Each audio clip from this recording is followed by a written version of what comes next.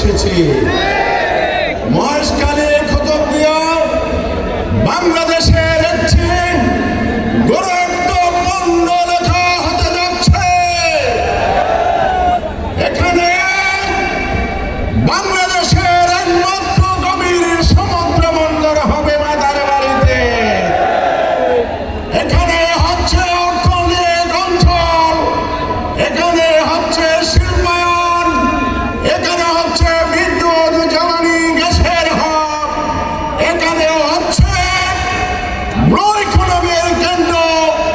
যে master plan করে হয়েছে সেটা বাস্তবায়ন হলে শুধু মহেশখালী কুতুবদিয়া নয়, বাংলাদেশের অর্থনীতি সমৃদ্ধশালী হবে। $150 বিলিয়ন প্রতি বছর আমাদের জিডিপিতে যুক্ত হবে। শুধু তাই নয়, গোটা চট্টগ্রাম দক্ষিণ অঞ্চল হবে বাংলাদেশের আগামী দিনের বাণিজ্য কেন্দ্র ইনশাআল্লাহ।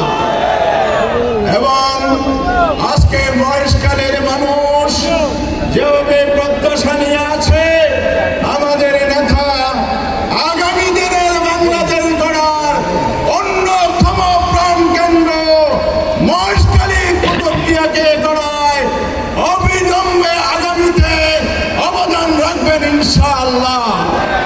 আমার কথার দীর্ঘায়িত করতে চাই না। মহেশখালীর মানুষ সবাই ফ্যান আছে ভালো নাই। মহেশখালীর প্রধান জীবিকা নির্বাহের উপাদান লবণ।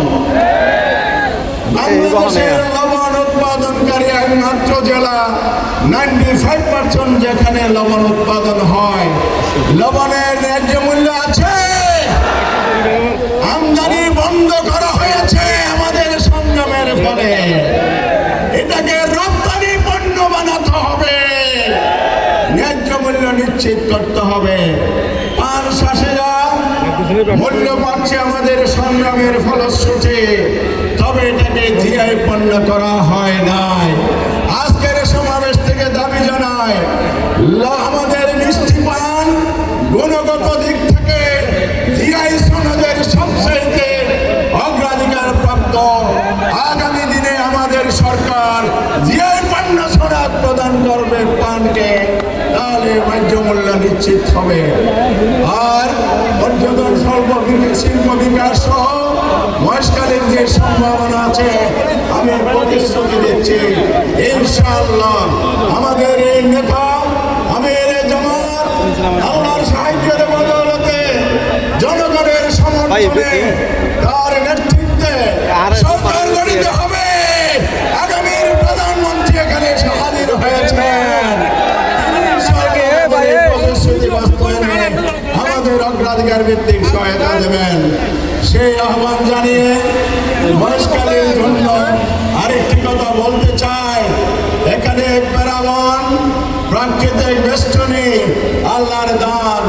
প্যারাবন কেটে উজাড় করে যারা আধিপত্য বিস্তার করছে তাদের বিরুদ্ধে আমরা ব্যবস্থা নেব। মহেশখালীবাসীকে হয়রানিমূলক মিথ্যা মামলা আধিপত্যবাদ থেকে মুক্ত করবো ইনশাআল্লাহ। আগামী দিনের নিরাপদ মহেশখালী, আধুনিক মহেশখালী, সমৃদ্ধ মহেশখালী কুতুবদিয়া উপহার দেব। আল্লাহ হাফেজ। বাংলাদেশ জিন্দাবাদ, জামাত ইসলামী বাংলাদেশ জিন্দাবাদ, এলাকাবাসী জিন্দাবাদ, 11 দলীয় নির্বাচন ঐক্য জিন্দাবাদ। আসসালামু আলাইকুম ওয়া রাহমাতুল্লাহ।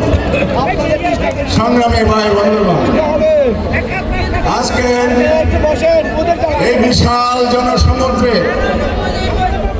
মহেশখালীর জনগণ মাঠে ময়দানের কাজ ছেড়ে দূর দূরান্ত দেখে আমির জামাতকে দেখার জন্য এসেছেন।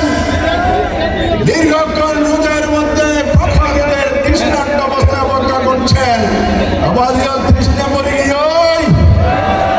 আমির জামাতকে দেখে সে আমাদের নেতা, সংগ্রামী জননেতা, গণমানুষের নেতা, আগামীর বাংলাদেশ গড়ার স্বপ্ন সারথী আজকের প্রধানমন্ত্রী আমির জামাত এখন বক্তব্য রাখবেন।